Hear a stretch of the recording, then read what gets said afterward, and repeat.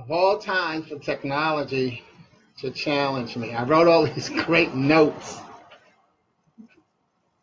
mm, that I was going to use today. And I'll have to repeat that. Oh, we got less than a minute to go. I wonder if technology is doing anything. Maybe it's killing my machine altogether. All right. Yeah. Oh, okay. I see somebody's there. Okay, so it is working. Hey, give me a thumbs up so I can know it's working. Okay. Hey, what's up, Tramel? Yeah, something happened where I couldn't. My everything is frozen up, and it's less than a minute to go before glue, and you're the only one, so it's going to be me and you. And usually when it's just me and you usually you get stomped, right? Okay, we're not going to talk about fantasy football. All right, but anyway, hey, it's 12 o'clock. Let's start with Glue Wednesday. And for those of you who are going to be watching this on the broadcast, if this will be your first time or if it's your next time and you enjoy hearing about it, glue, so often people say Wednesday is hump day. And in my efforts to always try to put a positive spin on something, I say, hey, what's up, cuz? I say that Wednesday is not a day to get over, but a day to keep it together. And because Wednesday is the middle of the week, it keeps the weekend and the week beginning together. So I call it Glue Wednesday. And of course, my glue is GLUE. God's love undoes everything. Not that God's love tears things apart, but anything that is not together, he undoes that untogetherness of it, even though that's probably not a word, but he puts it together. So he can undo all the trials and tribulations that you have in your life. That's what he does. And so, one thing I always say is I try not to give, not just try, I don't give the devil credit for anything. I know a lot of people say, well, the devil is busy. The devil is on his job. That's what he does. Are you doing yours? See, your job is to understand the word of God so that when the devil, if you want to give him any kind of credit, when he approaches you, when you feel like there's something that he is saying or doing to you, that you need to know how to respond. That's the only way to keep him as impotent as he is that you have to have the response. If you don't have the correct response, then guess what? You get to say the devil is busy. And the devil, as Flip Wilson used to say, the devil made me do it. Okay, so, always recognize that it's about us getting it together. And that's why today's topic is empathy. Now, I wrote down some great notes that I wanted to share about empathy. But like I said, whatever's going on with my computer, let me try it while I'm here on live. It won't print my notes. So I will have to go from memory, which is not bad because this memory is also the heart. But the key is, hey, Vicky, what's up, homegirl? Okay, the key is to always remember that the notes are in your heart. And so even when someone says they're speaking from the heart, if you're going to speak from the heart, I would still recommend that you write your notes down. Because especially in a situation where you're speaking from the heart, it could be emotional. And as much as you want to express the emotion to your audience or to the people, you want to make sure they get the right message as well. So, when you're the speaker, yeah, it's your job to express emotion and make that connection, but it's more important that you do the job of delivering the message.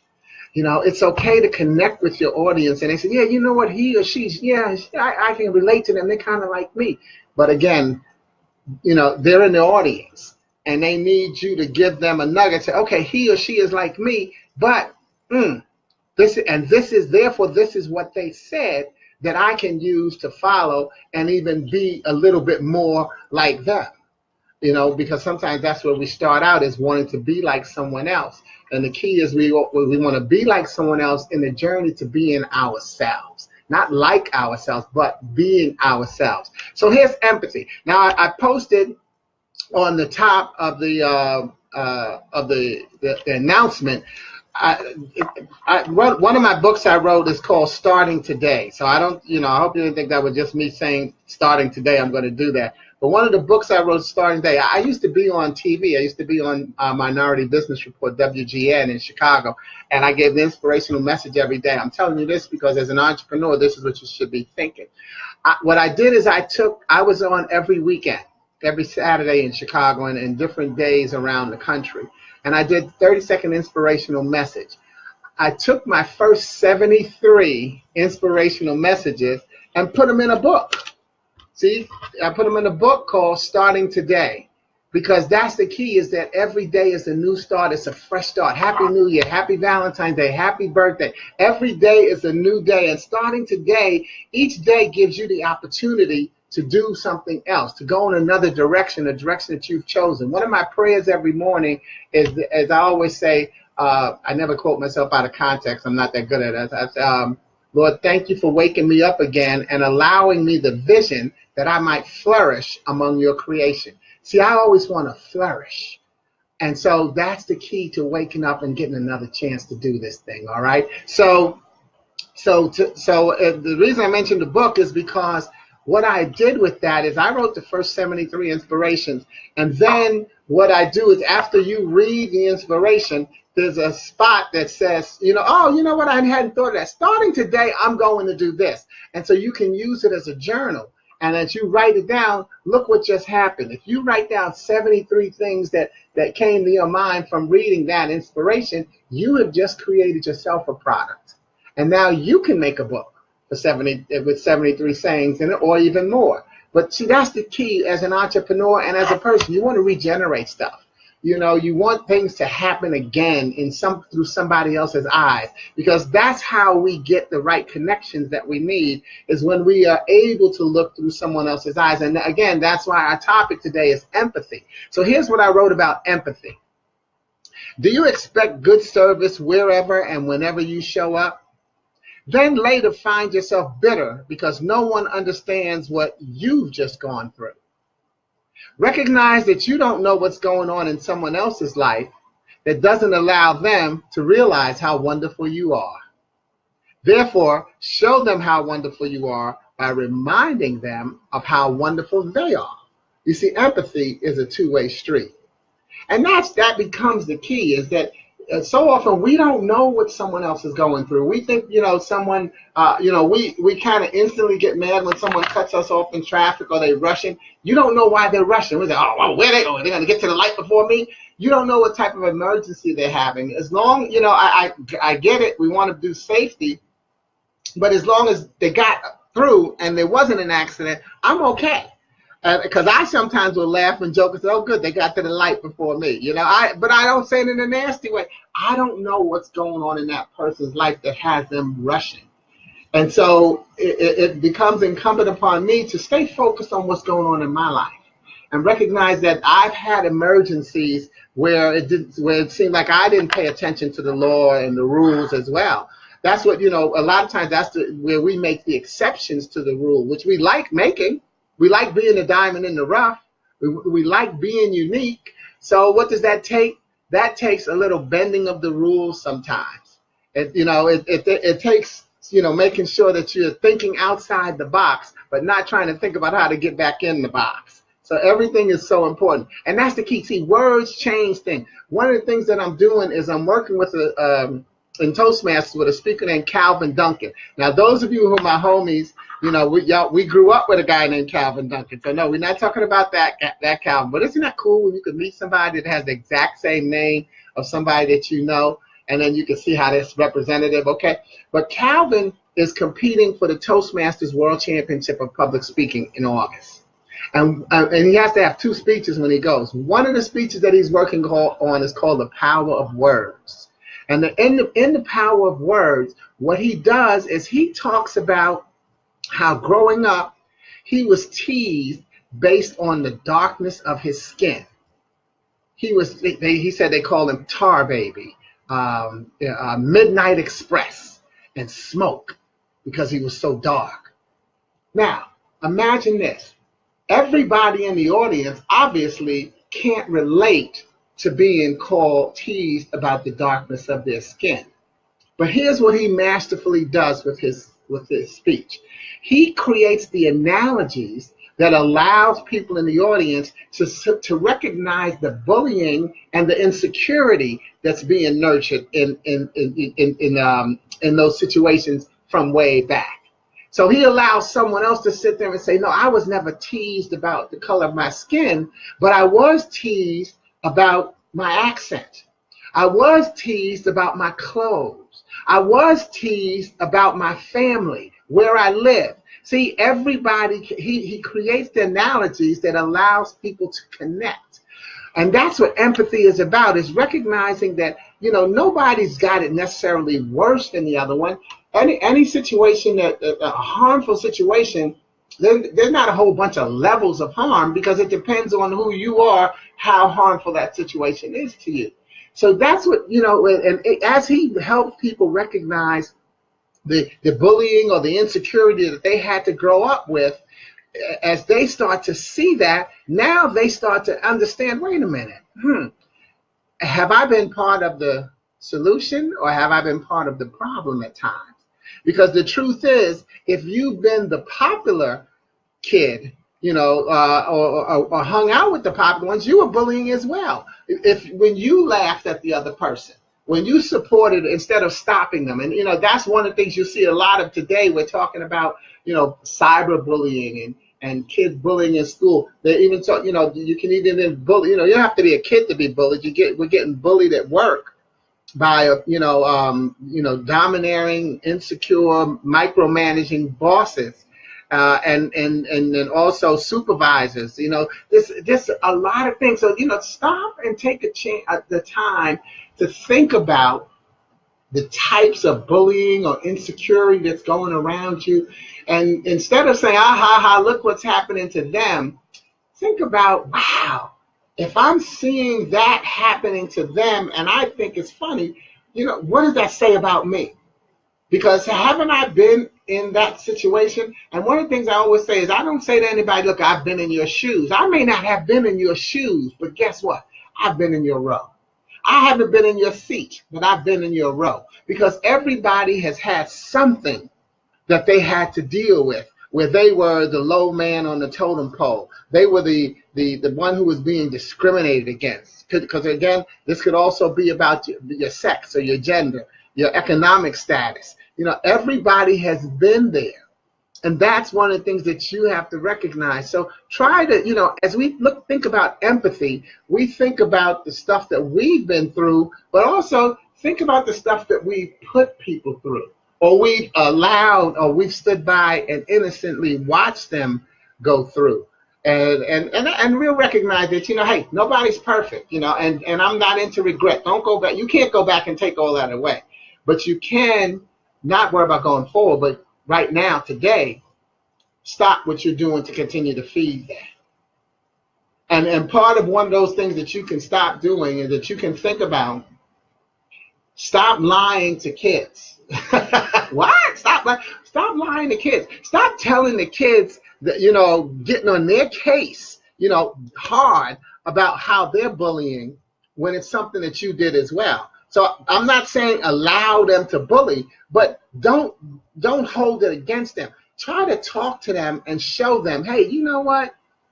Here's something that I did when I was your age. Not when I was you. No, here's something I did, and and I'd like to see you not do it. Because maybe they just don't see it. Did you see it when you were one of the popular kids? Did you see how laughing at somebody's accent or their clothes or their skin color, did you see that you were a part of the bullying? Did you see that you were a person who was feeding into their, their developing feelings of insecurity that hurt, and that they had to continue to live with every day and find ways to fight through it and recognize that you give them the credit for their resiliency to get through it. And those of you who haven't had those situations, have you given yourself credit that you got over it? Especially at a young age, because in school as kids, we're brutal. We're just saying things, we're hurting feelings, and sometimes on purpose and sometimes not on purpose, because we're just kids and we're doing what we do, and that still goes on.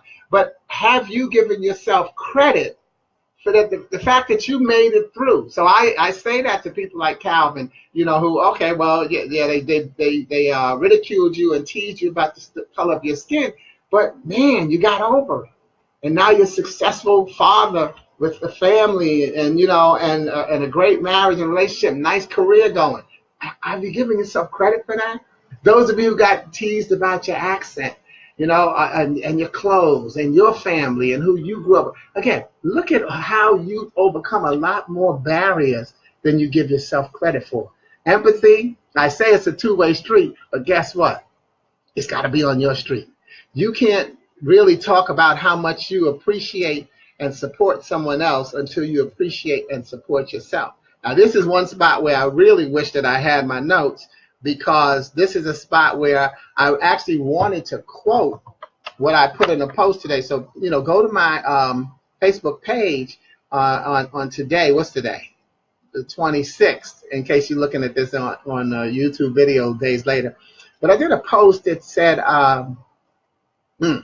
it was a long one, but it talked about, you know, about how sometimes we complain about our job and our current situation.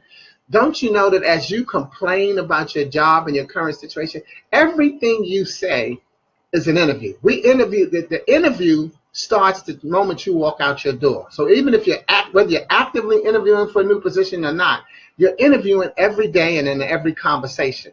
So imagine that the person that you're complaining to, and in this case, what kills me the most is if the person is actually Facebook, where, you know, or social media, where you're complaining about your job. What you're actually doing is you're signaling to someone else that if they bring you into their situation, their job, or if they refer you or hire you, that when you get displeased with that situation, you're going to do the same thing with their job. So guess what? You have friends who actually would not refer you to an opening at their company because you may shine a bad light on them. Because once they refer you and you get in, everything that you do is a reflection of them. So they refer you and you get hired at that job. Every time you mess up, what's the first thing that supervisor is going to say? Why did I listen to Sporty? You know, and bring this person in. And every time you do something great, I always like to land on the great things. Every time you do something great, they say, man, Sporty really brought us a good employee. And then guess what I get to say? You know what? Look at the type of people I bring into this company. Don't you think you need to give me a raise? See, everything is connected. Empathy. Everything and everybody is connected. So stop complaining about your job. If you don't like your job, yeah, you know, and that's what I said in that post is when I got displeased with my job, I started the chain in motion to leave. I may not have left the day I was displeased or dissatisfied, but I started the chain in motion. And that's what you need to do. You know, if you don't like your job, start getting out of there. The best time to interview is when you have a job, because now that can cut down, P.S. by the way, cut down one reference source, because you can't use your current employer or supervisor as a reference. And so if you're having a personality conflict with them, the fact that you know that you don't use them as a reference is not looked upon as bad by the next employer, because a lot of times an employer would want to know, why aren't you using your last job as a reference? So that's one way that you can avoid that is, you know, well, they don't know that I'm looking for employment somewhere else, so no, I can't use them as a reference. Because, you know, that might be the fact that you've got that personality conflict with them could be why you're displeased at your current job. And it also would boil over into them giving you a bad reference. So, you know, stop complaining on Facebook, especially stop trashing your job. You know, I'd rather see you express that you are uncomfortable with the fact that you need to grow more. See, that's the difference. You're looking to grow into a new position. You're not looking to, I hate this place and I just need to get to another one. Because guess what? When you originally took that position, I bet you didn't say, oh man, I can't stand this place, I'll work here. You were like, yo, you posted, thank God I got this job. You know, pray for me, y'all. I got an final interview for this company. And then when you get it, yeah, praise the Lord, yo, God works mysteriously. Won't God do it? I got the position. And now you complain about you can't stand this place.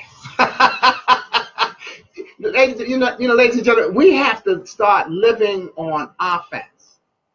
Not offensively, but living on offense. A lot of times we live on defense where we're hoping we're accepted. I hope they like the outfit. I hope they like my skin color. I hope they like my accent. I hope they like it, and that's on defense, hoping that you're accepted. You have to be on offense to bring people to you. I know how I look. I know how good I sound. I know where I come from. I'm proud of who I am. See, once you're doing that, you're living on offense. And now guess what? People are attracted to you because they want that spirit. They want that attitude to be around them for when they have their down moments. They got you as one of the anchors that can help pick them up. Empathy.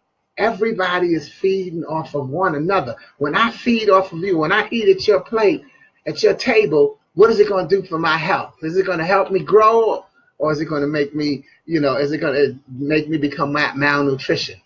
Food for thought, right? See how everything can be connected. So make sure that start looking for a new job, for a new career. And that's hard because jobs are hard to come by. So master what you're doing. If you master what you're doing, you have less time to be dissatisfied with it. And of course, the flip side of that, if you master what you're doing, then you can become bored with it. True, but you know what? You've mastered the art of waking up every day. Have you gotten bored with that? And how much input do you have towards your waking up? It's just a gift. See, so start to see more things as a gift. And again, you do that, it's mindset, it's an attitude. That's what living on offense is all about. It's being conscious of your blessings and your gift. Not just posting them on Facebook, on Twitter, or on LinkedIn. Not just posting that you think God is good and that you're so blessed, but knowing that you are.